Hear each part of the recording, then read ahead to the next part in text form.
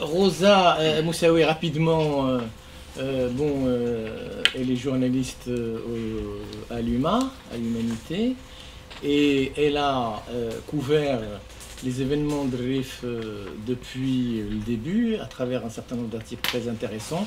Je vous invite à lire, quoi. Parce que avant son départ, elle a déjà suivi ces événements, et je crois que je peux me permettre de dire qu'elle s'inscrit dans une tradition vraiment formidable. Parce qu'il faut savoir que le journal Lima, en dehors le journal Lima, c'est une référence de l'humanité, une référence anticoloniale sur beaucoup de questions, mais surtout au début du XXe siècle sur la question de la solidarité avec la révolution rifaine, avec Abdelkrim Khattabi, et c'était le seul journal qui a effectivement à l'époque vraiment rendu compte de ce mouvement extraordinaire, cette révolution qui a réussi à vraiment faire face à deux armées, l'armée espagnole qu'elle a réussi à battre la bataille d'Anoual, et puis quand il y a eu, je dirais, une collaboration étroite entre l'Espagne et la France, c'est là où ils ont, je dirais, arrêté Abdelkrim, et puis toute la dynamique de la révolution rifaine. Ça veut dire qu'on est vraiment, et moi je sens Rosa qui est jeune journaliste, c'est-à-dire dans cette tradition anticoloniale, et c'est quelque chose de magnifique. Alors Rosa, à un certain moment, quand elle nous a contactés, elle a dit moi j'aimerais bien ne pas me contenter je dirais d'être de loin, de couvrir de loin l'événement, les événements de RIF, mais de plonger dans la réalité avec les gens, de rencontrer les gens et tout ça. D'où la rencontre avec, ben voilà, c'est lui Ahmed. D'où cette rencontre entre Rosa et la TMF, le comité de RIF, de France, IDD, pour lui faciliter le déplacement à Hoceima et la région où elle a passé une semaine. Et ça a permis de cette facilitation, de prendre quelques contacts. Elle va évidemment nous rendre compte par rapport à la situation actuelle. Alors, je me demande si, avant de te passer la parole, il y a un certain nombre d'informations rapides avant, parce que comme ça, tout le monde est là. Alors, première chose, c'est que actuellement, les prisonniers qui sont surtout à Okasha commencent à être vus par le juge d'instruction. Et le juge d'instruction a déjà vu un certain nombre de militants, notamment Nassar Safi, et il vient de voir Cilia. Et pendant 3 heures, parce que nous, il y a Mohamed Ouachkredi qui est parti au Maroc, avec une avocate. Et là, pour donner l'information, je dirais, officielle, parce qu'il y a Driss qui a envoyé le communiqué aujourd'hui, c'est-à-dire le comité RIF et la TMF ont décidé de prendre contact avec une avocate française. Comment elle s'appelle ? Marie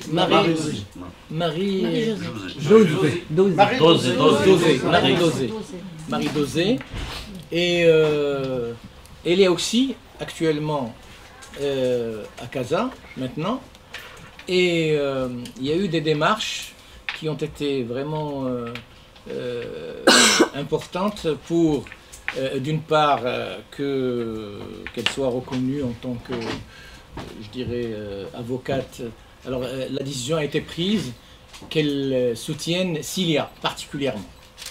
pour, parce il faut savoir qu'il y a plus de 600 avocats marocains. Il y a une mobilisation extraordinaire des avocats.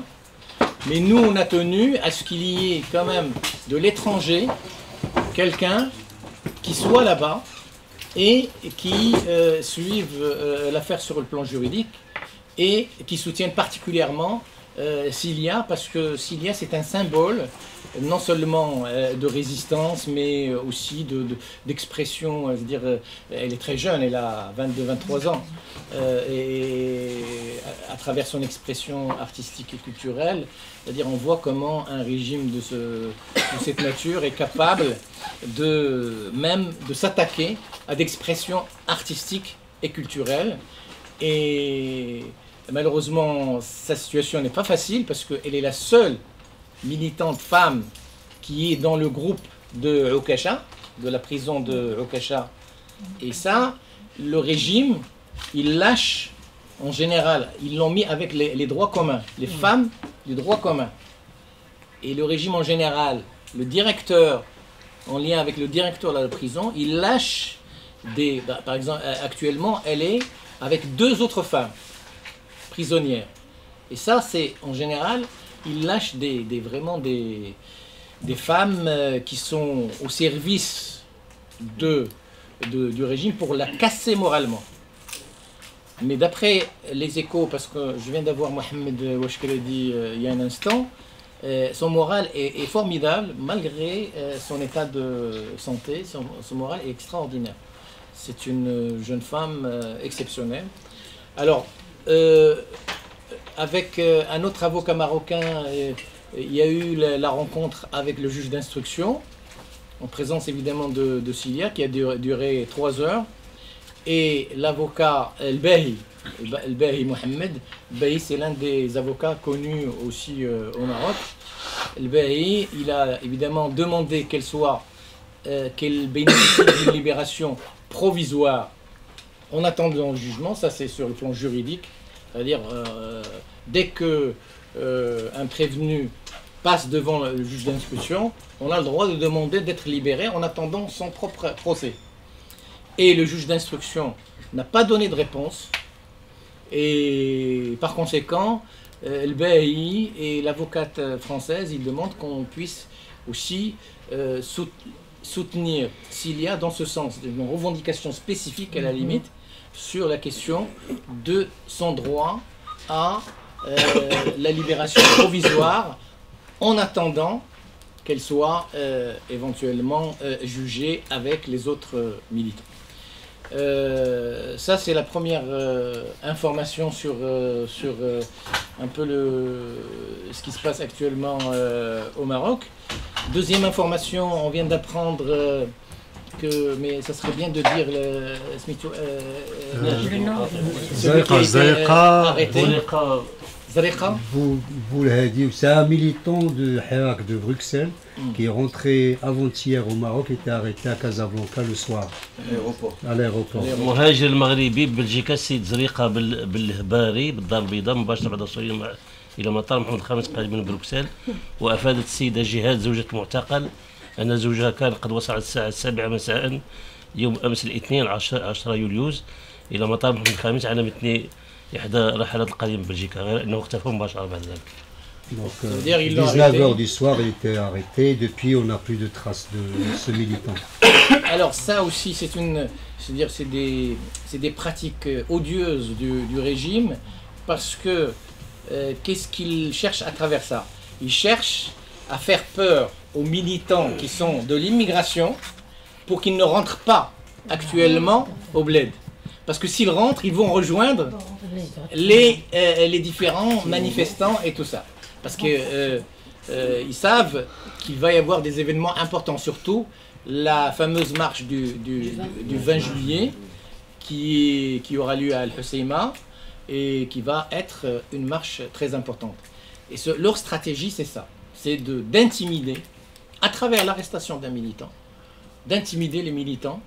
Pour ça que, à mon avis, il ne faut pas qu'on se laisse intimider pour rentrer au pays.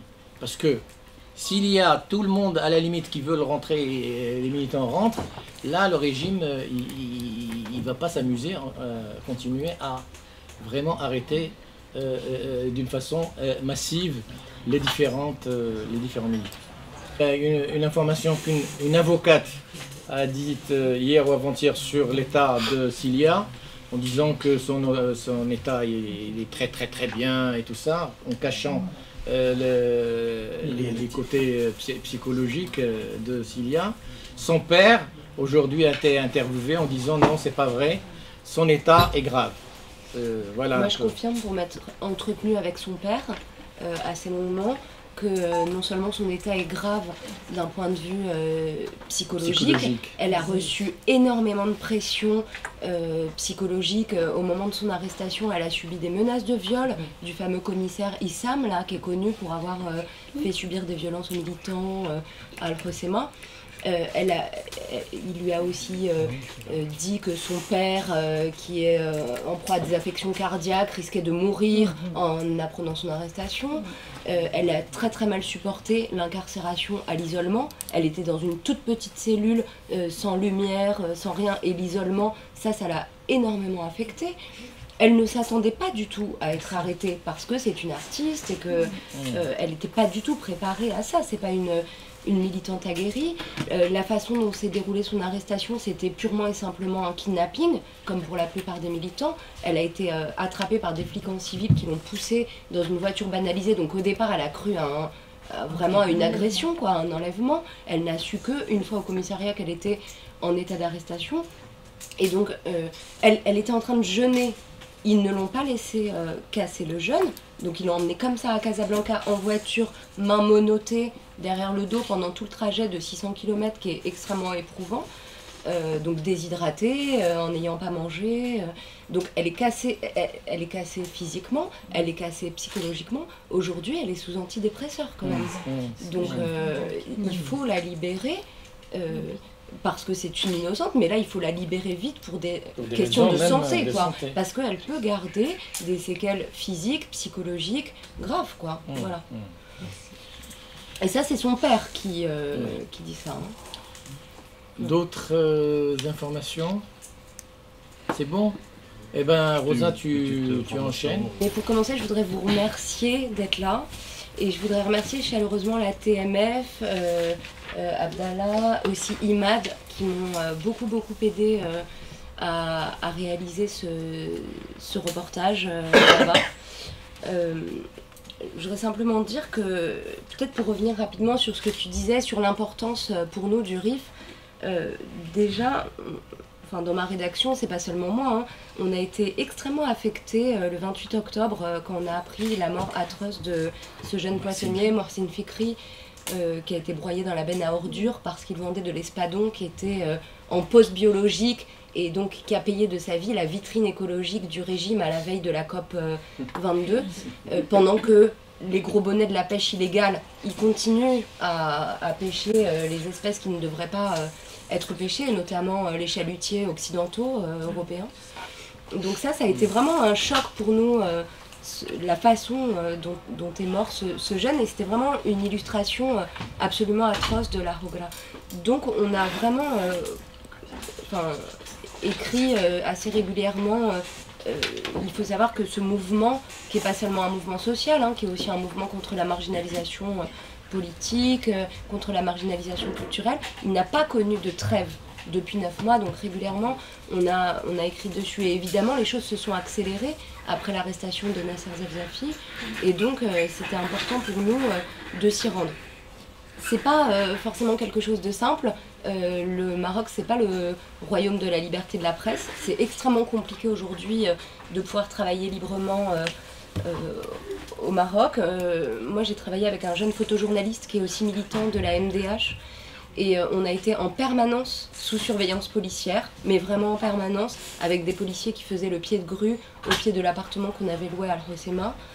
Avec le fait qu'il a été, à notre retour à Meknès, convoqué à 2 reprises à la gendarmerie et longuement interrogé sur ce qu'on avait fait dans le RIF, sur les raisons de ma présence au Maroc, sur les dates de mon retour, etc. Mais il y a en permanence de l'intimidation. Et je voudrais aussi simplement raconter cet épisode. Il y a aujourd'hui partout au Maroc des rassemblements qui s'organisent en solidarité avec le RIF, mais aussi pour exiger la justice sociale, le respect des droits, des libertés ailleurs, pas seulement dans le RIF. Et ces manifestations sont extrêmement violemment dispersées. Moi, j'ai assisté à une manifestation à Meknès qui a été d'une violence épouvantable. Le président local de la MDH a fini à l'hôpital, ainsi que 2 autres militants. Et nous, à la suite de ça, évidemment, on a été immédiatement repérés, puisque moi j'avais mon carnet, lui son appareil photo. Et lorsqu'on est parti, on a été carrément pris en chasse par des bagnoles de la DGSN. Et c'est vraiment des méthodes de barbouze, quoi, parce que c'est pas, les gens ne se présentent pas, ils viennent pas officiellement se présenter comme policiers, vous interroger ou vous convoquer. Tout ça se fait sur le mode vraiment de la barbouzerie. Et là, tous les militants marocains en témoignent, il y a une dérive, en fait, depuis 2012. Il y a eu la mise en scène de cette nouvelle constitution censée mettre en place l'état de droit, mais c'était complètement de la poudre aux yeux, puisqu'elle a simplement été amendée en vase clos dans l'entourage royal. Et en vérité, ce qui se produit depuis 2012, c'est pas du tout la mise en place d'un état de droit, c'est au contraire une fuite en avant sécuritaire, répressive, avec des menaces qui pèsent aussi sur les défenseurs des droits humains, à la fois physiques, politiques, des menaces d'interdiction d'un certain nombre d'associations qui défendent les droits humains, qui sont extrêmement graves. Et cette chape de plomb sécuritaire, on la sent immédiatement, mais dès qu'on rentre dans le RIF, à la limite, dès qu'on quitte Taza pour prendre la route qui mène à Al-Hoceima, avec d'innombrables barrages de gendarmerie et de police, beaucoup plus qu'ailleurs dans le pays. Et une fois qu'on rentre, même dès Imzouren, cette pression policière, elle est extrêmement forte. Ne croyez pas quand on vous dit, il y a eu toute une série d'articles de médias marocains disant qu'il y avait une politique d'apaisement, que les policiers avaient été retirés, etc. C'est absolument faux. Moi, j'ai jamais vu ça à Al-Hoceima. C'est un policier tous les 2 mètres. Dans certaines rues, vous avez plus de policiers que de passants. C'est invraisemblable. On a pris, nous, en photo. Il faut savoir que ils ont fait venir beaucoup de policiers, évidemment, d'ailleurs du pays. Et sur tous les terrains qui surplombent la rocade méditerranéenne, il y a des milliers de tentes des policiers et des gendarmes qui ont été appelés en renfort là-bas pour empêcher la moindre tentative de rassemblement et empêcher les gens de manifester. Alors, ce qu'il faut dire aussi sur cette chape de plomb policière, c'est que là où ça fonctionne pas, c'est que ces policiers, ils sont extrêmement démotivés, parce qu'eux-mêmes, ils ne croient plus tellement à cette politique répressive, et surtout, en fait, leurs supérieurs hiérarchiques s'amusant à détourner en permanence l'argent de leur ravitaillement, par exemple, évidemment, ça les démotive. On a eu écho du récit d'un homme des forces auxiliaires qui revenait de là-bas, et qui disait qu'ils avaient à peine à manger les soirs de Ramadan parce que les supérieurs hiérarchiques volaient l'argent destiné au ravitaillement des policiers, quoi. Et par ailleurs, les gens d'Al-Hoceima ne veulent pas vendre des provisions aux policiers et aux gendarmes, et donc du coup ils se retrouvent dans des situations incroyables, quoi. Donc il y a cette chape de plomb répressive, et ce qui est vraiment extraordinaire, et là où les Rifins sont des gens absolument merveilleux, c'est que ils sont pas dans la... Enfin, il y a eu une confrontation assez violente le jour de l'Aïd, mais vraiment provoquée par les forces de l'ordre, qui se sont déchaînées, mais même pas sur des manifestants, sur des gens qui venaient à Al-Hoceima rendre visite à la famille pour l'Aïd, etc. Et évidemment, il y a eu cette stratégie d'essayer de faire basculer le mouvement dans la violence, et il y a eu quelques affrontements, mais il y a des appels incessants à préserver le caractère pacifique du mouvement, et ils sont extrêmement inventifs. Il y a eu tout un moment où les jeunes montaient dans les collines au-dessus de la ville avec des lanternes, et donc jouaient à cache-cache avec les policiers. Quand les lanternes s'éteignaient dans une colline, elles se rallumaient dans une autre, et les slogans passaient de colline en colline, comme un écho, etc. Et nous, quand on y était, c'était les manifs sur les plages, en fait, notamment le week-end. Et alors ça, c'était vraiment totalement incroyable. Donc c'était sur la plage de Sfera, à l'entrée de la ville, donc entre Imzoulon et Al Hoceima, en fait, c'est même pas vraiment organisé. Les gens se regardent, s'ils sont assez nombreux, ils se rassemblent, ils commencent à chanter les slogans, d'autres les rejoignent, et puis le mot passe, et ça fait des manifestations. Et quand les policiers arrivent et essayent de les courser, ils vont dans l'eau, et là ils ont vraiment tourné les policiers en ridicule, quoi. Et en fait, dès que la police arrive sur une plage, je sais pas comment circulent les mots d'ordre, mais du coup c'est sur la plage de Quemado que entre autres le relais est pris et donc c'est ingérable. Pour les flics, c'est complètement ingérable. Ils sont incapables. Voilà. Non seulement ils les épuisent, mais c'est des dispositifs extrêmement lourds. Des fois, ils envoient des camions de policiers sur des plages où il y a simplement des familles qui prennent un moment de détente. Donc c'est totalement ridicule, quoi. Donc il y a ce caractère extrêmement inventif du mouvement, de la mobilisation, où les gens restent très très très soudés. Les Rifins sont extrêmement soudés dans la résistance à la répression, dans le fait de continuer à porter ces revendications, cette plateforme revendicative qu'ils ont élaborée tous ensemble, qui porte sur des demandes sociales extrêmement simples, enfin de base, quoi. Demande des écoles. Aujourd'hui, le système éducatif est délabré au Maroc, mais il est encore davantage dans le Rif et en particulier dans les zones rurales. Ils demandent une université. Il faut savoir qu'il n'y a pas d'université de plein exercice, il y a juste une antenne à Al Hoceima. Et donc, pour poursuivre des études, les jeunes sont obligés d'aller soit à Oujda, soit à Fès, ce qui demande des budgets impossibles à tenir pour les familles qui sont très modestes. Donc le coût du transport, le coût du logement sur place, etc. Donc ils demandent tout simplement une université sur place. Ils demandent un centre hospitalier de plein exercice qui puisse, entre autres, prendre en charge toutes les pathologies cancéreuses. Vous savez que la prévalence des cancers, elle est beaucoup plus forte dans le Rif qu'ailleurs dans le reste du Maroc, à cause justement des armes chimiques et notamment du gaz moutarde qui avait été épandu par les Espagnols au moment de la répression contre le soulèvement d'Abdelkrim, au moment de la guerre du Rif. Donc voilà, ils demandent ce genre de choses. Il y a aussi tout le volet culturel de la revendication, et là, moi je vous avoue que j'ai découvert à quel point en fait l'expression même de la culture amazigh, en fait, elle avait été extrêmement réprimée aussi au Maroc. Jusqu'en 2011, les gens ne pouvaient pas prénommer leurs enfants d'un prénom amazigh. C'était rejeté à l'état civil, ce que je ne savais absolument pas. Et en 2011, l'inscription de la langue amazigh dans la Constitution, elle n'a pas du tout été suivie d'effet. D'abord, cette officialité, elle vient derrière la langue arabe. Et par ailleurs, il y a rien qui a été... Enfin, les lois organiques censées définir le cadre de cette officialité n'ont jamais été adoptées. Et les gens ne peuvent toujours pas utiliser cette langue dans l'administration, devant un tribunal. Elle est extrêmement peu enseignée, en tout cas pas du tout dans le primaire et dans le secondaire. Et donc, il y a cette revendication très forte. C'est une langue qui est parlée...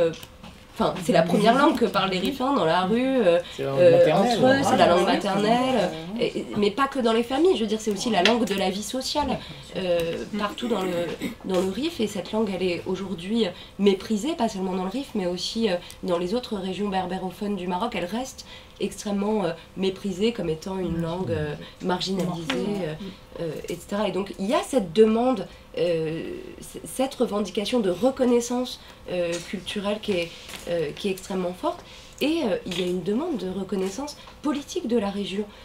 Et là-dessus, on peut revenir à la question de la mémoire et de l'histoire. Je suis très frappée de la façon dont tous ces jeunes militants du mouvement Rifin revendiquent très fièrement l'héritage d'Abdelkrim, brandissent le drapeau de la République d'Abdelkrim et reprochent à l'État d'avoir complètement effacé cette figure et cette histoire de l'historiographie officielle. Aujourd'hui, Abdelkrim n'existe pas dans les livres d'histoire au Maroc, alors que cette figure-là et puis son combat, le combat des Rifins, devrait être une fierté nationale. Il est complètement effacé de la mémoire collective. On est allé à Ajdir, au siège de l'officina d'Abdelkrim, qui était à la fois le siège de sa république et le siège son quartier général militaire. Ça tombe complètement en ruine. L'État, à plusieurs reprises, a voulu détruire ce qu'il en reste. Et en fait, la population a résisté. Un certain nombre d'associations, la société civile ont résisté au fait de raser complètement ce lieu, mais en même temps, ils n'ont pas le droit de le réhabiliter, quoi. De le réhabiliter. Il faut savoir que, par exemple, je leur ai demandé le drapeau qu'ils brandissent dans les manifs. On ne peut pas l'acheter au Maroc, c'est les gens, c'est les immigrés. Non, c'est les immigrés qui le ramènent de France ou de Belgique. Même les t-shirts qu'ils portent avec Abdelkrim, ça vient vraiment de l'étranger. Et il y a encore aussi très très fortement ancré dans les mémoires et dans les consciences la mémoire de la répression de 58-59 et celle de 84 qui ont été vraiment sanglantes. Par exemple, on a longuement parlé avec la mère de Nabil Hamjik, qui est le numéro 2 un peu du mouvement, et elle fait le récit de la répression de 84. Et évidemment, elle fait le parallèle avec ce qui se produit aujourd'hui, même si c'est pas aussi sanglant, évidemment. Là, on est plus sur du harcèlement judiciaire et des arrestations arbitraires, etc. Mais la mémoire de tous ces morts et de la répression qui a été engagée à l'époque par Hassan II, elle reste extrêmement forte. Les insultes aussi, à l'époque, lorsque Hassan II réprime ce soulèvement de 84, il traite les rifins de Aoubash. Et évidemment, ça résonne très fort avec la façon dont est mort Mohsin Fikri, quoi. Voilà. Et il y a aussi un autre aspect que j'ai trouvé très fort. La plupart des cadres du mouvement, ils ont été engagés dans le mouvement du 20 février 2011. Que ce soit des jeunes non politisés ou des syndicalistes ou des militants associatifs, ils étaient tous engagés dans ce mouvement. Et en 2011, dès le 20 février, je crois, il y a 5 morts, 5 jeunes qui sont morts dans des circonstances qui n'ont toujours pas été élucidées. En fait, en marge de la manifestation, il y a eu l'incendie d'une banque et on a retrouvé 5 cadavres calcinés de jeunes manifestants dans cette banque. Et en fait, le gouvernement les a fait passer pour des voleurs, pour des brigands, des gangsters, qui seraient morts dans cette banque suite à un incendie allumé par les manifestants. Et en vérité, l'un d'entre eux, il a été vu sur le chemin de chez lui avant l'incendie. Donc voilà, Al-Hoceima, ils sont considérés comme des martyrs du mouvement du 20 février. Parmi ceux qui ont été arrêtés, là, ils avaient déjà fait l'objet d'arrestations en 2011. Et là encore, c'est toutes les revendications non soldées de 2011 qui remontent à la surface, c'est-à-dire la promesse non tenue, comme je disais tout à l'heure, d'instauration d'un état de droit, la demande de dignité. Tout ça s'était déjà exprimé extrêmement fortement en 2011. Ça n'a pas du tout été satisfait, bien au contraire. J'ai dit sur l'état de droit, les libertés sont il y a une pression encore plus forte, mais sur le terrain social, les inégalités se sont creusées de manière absolument scandaleuse. Il y a cette question de la corruption des fortunes rapidement et facilement acquises, elle attise le sentiment d'injustice sociale qui est au cœur vraiment de ce mouvement. Alors, moi, mon sentiment, c'est que ça va pas s'arrêter comme ça, en tout cas pas tant que ces 176 personnes, 176 militants seront toujours derrière les barreaux. Donc aujourd'hui, à ce jour, 239 personnes font l'objet de poursuites judiciaires et 176 sont incarcérées, dont une quarantaine à Casablanca. Et cette question des détenus, c'est vraiment pas négociable. C'est-à-dire il ne pourra pas y avoir de retour au dialogue tant que tous ces militants resteront injustement emprisonnés. Et là encore, c'est pas seulement dans le Rif, il y a des mobilisations partout au Maroc pour exiger leur libération et qui font aussi écho aux injustices sociales et à la marginalisation subie par d'autres régions, et notamment dans les zones rurales où les gens les plus modestes vivent encore dans des conditions tout à fait moyenâgeuses, privés de tous les services de base, privés même de nourriture, quoi. Les gens ne mangent pas, dans les zones montagneuses, les gens ne mangent pas du tout à leur faim, quoi. Et donc voilà, moi j'ai trouvé que c'était voilà, un mouvement encore extrêmement organisé que le régime n'a pas réussi à décapiter en dépit de l'arrestation de tous ces cadres. En fait, d'autres prennent le relais et continuent. C'est un mouvement qui est à la fois extrêmement bien organisé, etc., mais qui garde une horizontalité qui fait qu'on ne peut pas le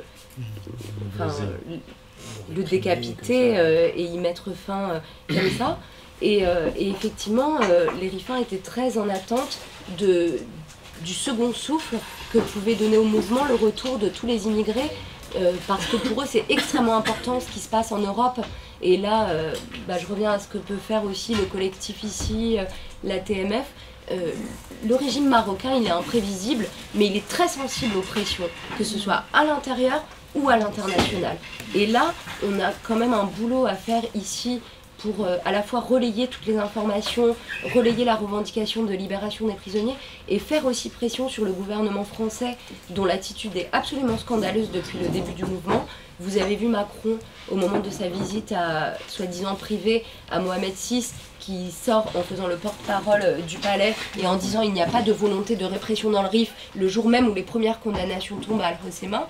Mais là, avant-hier, je ne sais plus si c'était hier ou avant-hier, une question est posée au point de presse du Quai d'Orsay et la réponse c'est la France suit très attentivement la situation complexe dans le RIF et le Maroc est partie prenante au pacte international sur les droits civils et politiques, donc tout va bien quoi. Et là on ne peut pas accepter cette complaisance qui est coupable. Il y a eu le même type de complaisance avec d'autres régimes autoritaires. On se souvient de la complaisance coupable avec le régime de Ben Ali. Et là, pour le coup, c'est de notre ressort ici. Et il compte beaucoup là-bas sur nous de faire pression sur le gouvernement français pour qu'il cesse de couvrir le régime marocain dans sa politique répressive. Et ça va loin.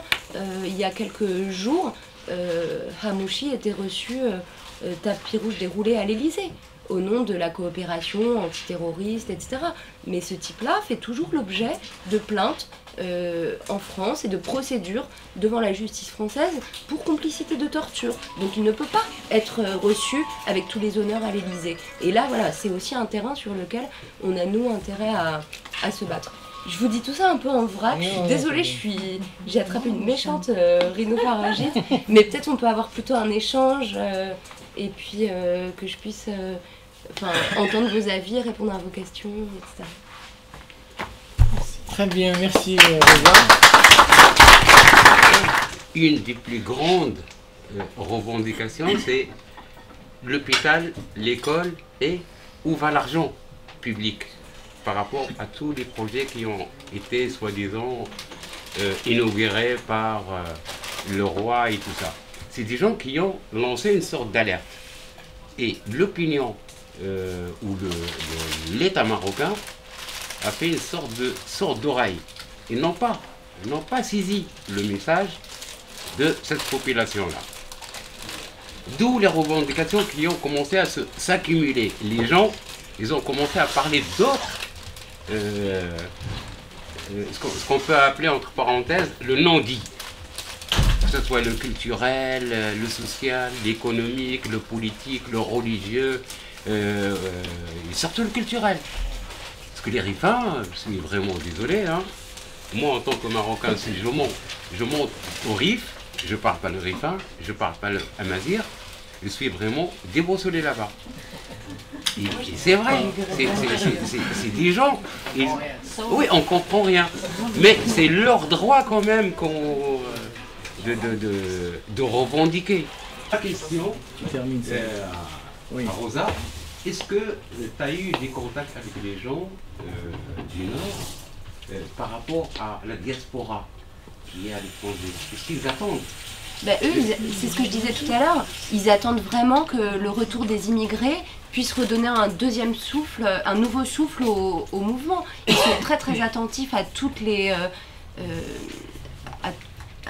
mobilisations qui existent en ce moment en Europe. C'est très important en termes de soutien pour eux, mais ils attendent aussi le retour des des émigrés pour avoir des nouvelles forces quoi, dans le mouvement. Ils sont aussi fatigués, hein. Ça fait 9 mois qu'ils luttent en permanence et ils espèrent bien que le retour des immigrés sera une nouvelle... donnera un nouvel élan, voilà, un nouveau souffle, un nouvel élan au mouvement. Pendant des siècles, parce qu'il faut le dire maintenant, c'est le mot, des populations autochtones ont été, comment dire, marginalisées sur la terre de leurs ancêtres. Et il ne faut pas oublier aussi que le Rif, il nargue de par l'existence de la République du Rif, le Makhzen. C'est un autre Maroc qui est proposé avec la République du Rif. Donc il y a une possibilité d'un autre Maroc qui va se libérer du Makhzen, qui va se libérer je vais employer des mots faux, parce que de ce féodalisme qui peut peut-être être maquillé par modernisme, par ouverture, mais qui en réalité, de par sa nature, ne peut s'inscrire dans la démocratie telle que nous rêvons, c'est-à-dire comme elle devrait être en principe. Donc ma question, et ça j'insiste tout le temps, je l'ai posée à Ahmed aussi, Rosa, toi qui as été donc là-bas au Rif, quelle forme prend réellement l'organisation? Parce que moi qui ai vécu aussi des mouvements populaires, j'insiste, est-ce que c'est des comités de quartier? Est-ce que c'est des comités sur, par exemple, leur lieu de travail? Que par exemple, des travailleurs qui se sentent concernés par ce qui se passe dans le Rif se mettent ensemble en comité, il peut être restreint, il peut être... Est-ce que, par exemple, quand on parle des femmes, c'est génial, les femmes sont sorties dans le Rif, elles sont sorties aussi partout, tant mieux, c'est bien. Mais est-ce qu'il y a cette... est-ce que tu le sens, au fait, cette envie d'être organisé en tant que comité? C'est-à-dire quelque chose qui vient vraiment de la base. Comment, voilà, c'est simple, comment sont choisis ou comment émergent ces leaders? Est-ce que parce qu'il y a une manif et qu'on a un très bon orateur, donc automatiquement c'est lui qui émerge, ou est-ce que derrière aussi cet orateur, il y a d'abord une histoire militante, déjà, donc une organisation qui peut être dans le mouvement étudiant, dans le mouvement féministe, c'est ça, voilà, c'est ça vraiment qui m'intéresse aussi, parce qu'en tant que militante, je vais finir, en tant que militante de base, j'estime que, et on l'a vu en Kabylie, on l'a vu partout, lorsque il n'y a pas ce regard, je veux dire, ce souci d'organisation, il suffit d'avoir en face un pouvoir qui est malin, tenace, il peut vraiment faire tomber tout ça, et vraiment, donc là, voilà, c'est la question que j'avais posée déjà même à Ahmed, j'y tiens beaucoup, voilà, et merci. Je retiens en tout cas sur ces luttes dans le Rif, c'est ces femmes qui habituellement on ne voit pas dans l'espace public et qui se saisissent de ces mouvements, pour revendiquer aussi la justice, la dignité contre la hogra, etc. Mais aussi en tant que femmes, pour acquérir des droits qui ne sont pas si évidents que ça, en tout cas dans les régions campagnardes, très retirées, etc. Voilà, moi c'était juste une introduction de ce que moi je ressens concernant les mouvements aujourd'hui dans le Rif. Notre responsabilité en tant que Marocains, Français, même Kabyle, on va dire, Amazigh ou peu importe, qu'est-ce que, par exemple, on peut faire concrètement pour arrêter ce pouvoir pour l'arrêter de soutenir le régime marocain et d'arrêter en tout cas de nous juger en tant que mouvement de séparatisme, de daïchisme, de je sais pas quoi, alors que nous, comme vous avez dit tout à l'heure, on demande des droits basiques qui n'ont rien à voir avec tout ça.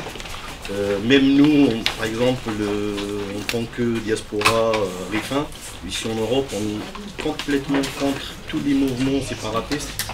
entre guillemets, il y en a ceux qui se retrouvent dedans, mais nous, la majorité des diasporas rifins, on ne se retrouve pas du tout dans le séparatisme. Même on dirait plus, on veut plus une Nord d'Afrique, une terre encore berbère. Là on peut se réunir, les Amazirs d'Algérie, les Amazirs de Mauritanie, les Amazirs d'Égypte, ou peu importe, de Siwa jusqu'à Canaries. Nous on est, si eux ils nous limitent jusque dans le Rif, nous on dit non, on est plus, on veut une terre encore plus large, on veut ouvrir les frontières entre le Maroc, l'Algérie et tout autre pays, et pour répondre.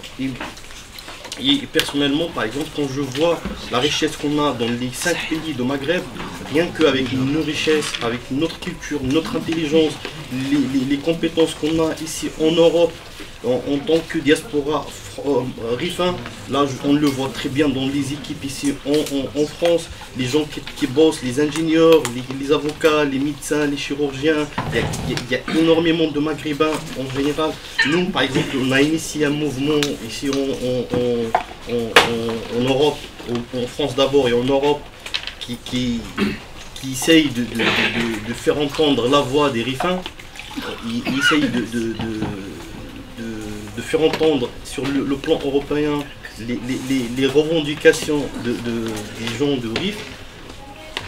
Qu'est-ce qu'on peut faire nous, par exemple, d'après votre expérience, que ce soit au RIF et en France, en tant que journaliste, et pour vous aussi, s'il y a des avocats, qu'est-ce qu'on peut faire pour arrêter ce pouvoir? Et par exemple, quand on entend ce genre d'arrestation arbitraire pour les diasporas, les gens de diaspora, et pour toucher les gens, même au-delà de Maroc, et qui habitent et qui travaillent et qui collaborent dans d'autres pays.